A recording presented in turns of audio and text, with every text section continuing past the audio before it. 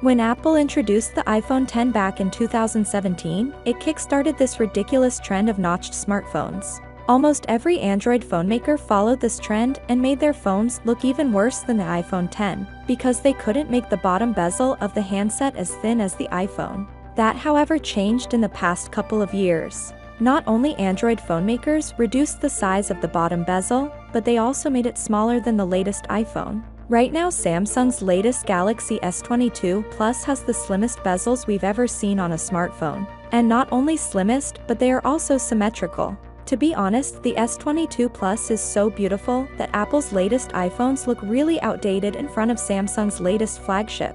But with the iPhone 14 Pro Max, Apple is attempting to shift the narrative yet again in their favor. We've already seen the first look of the iPhone 14 Pro lineup, which shows it will have this eye-shaped cutout for the front cameras and Face ID sensors. And today, we have a new report that mentions Apple is also increasing the screen-to-body ratio of the iPhone 14 Pro Max, owing to reduced bezel thickness. This tipster, who has a good track record, mentions through CAD leaks that the 14 Pro Max will have a 20% reduction in bezel thickness overall. The iPhone 13 Pro Max has a bezel size of 2.42mm, and the 14 Pro Max will have just 1.95mm thick bezels. While a 20% reduction in bezel size wouldn't significantly change the look of the front of the iPhone, but coupled with a pill-shaped cutout, the iPhone 14 Pro lineup will actually look like they belong in 2022. With that said, Apple is working on a new feature that could literally save your life. Wall Street Journal reports that